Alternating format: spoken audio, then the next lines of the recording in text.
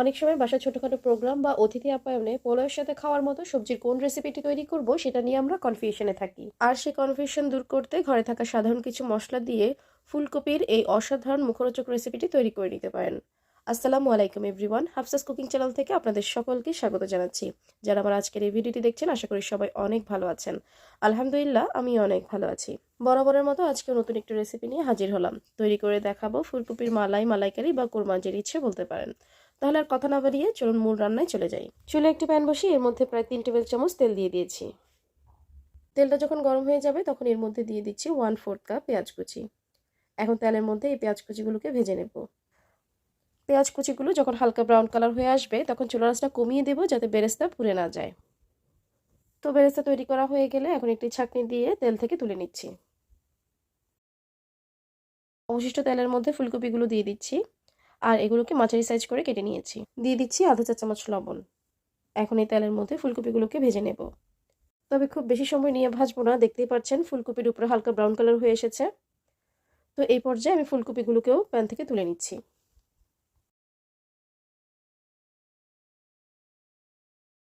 এখন আবারও সেই অবশিষ্ট তেলের মধ্যে দিয়ে দিচ্ছি কিছু গরম মশলা, যেমন 2 টুকরো দারচিনি, 3-4টি এলাচ, 3-4টি লবঙ্গ, কিছু কালো গোলমরিচ এবং একটি তেজপাতাকে মাঝখান থেকে চিড়ে দিয়েছি।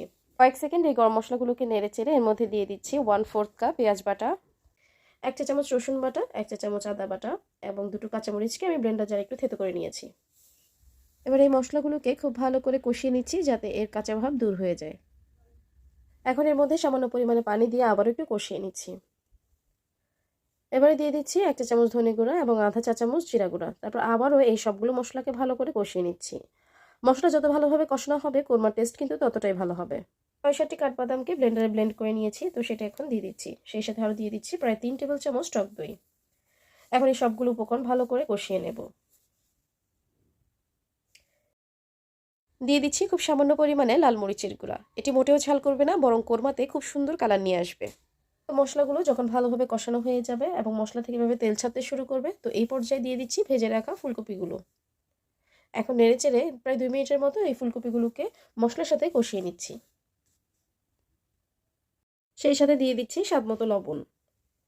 তো ফুলকপিগুলোকে ভালোভাবে কষানো হয়ে গেলে এখন এর মধ্যে মেজারমেন্ট কাপের 1.5 কাপ দুধ দিয়ে দিচ্ছি।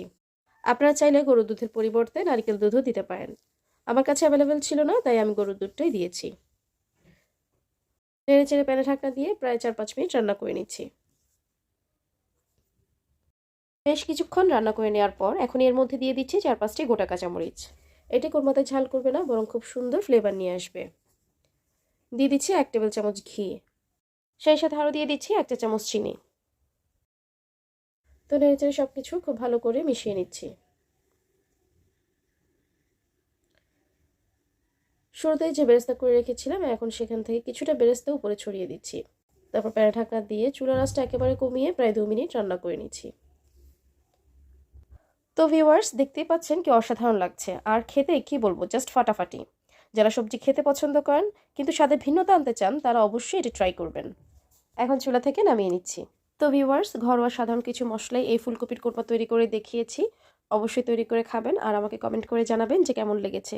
ভালো লাগলে ভিডিওটিতে একটি লাইক দিবেন, বেশি বেশি শেয়ার করবেন এবং আমার চ্যানেলটি সাবস্ক্রাইব করে আমাকে সাপোর্ট করবেন। এতক্ষণ আমার সাথে থাকার জন্য আপনাদের সকলকে ধন্যবাদ জানাচ্ছি।